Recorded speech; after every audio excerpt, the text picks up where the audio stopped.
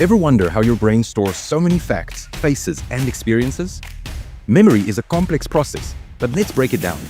First, your brain has to encode the information. This means paying attention. Unfortunately, you can't remember something if you don't focus on it in the first place. Next, the memory needs to be consolidated. This is like hitting the save button. The hippocampus, deep inside your brain, plays a critical role in this process. Finally, you need to be able to retrieve the memory when you need it.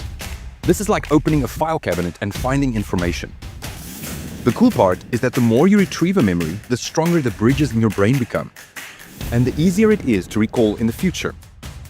To combat forgetting, you can use spaced repetition, where you revisit information at increasing intervals, or perhaps the famous mind palace technique, or even visualization, where a number could represent an object, for example.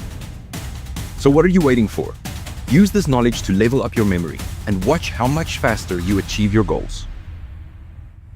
To learn more about these powerful memory techniques, visit the Tools for Teens platform. We'll see you there.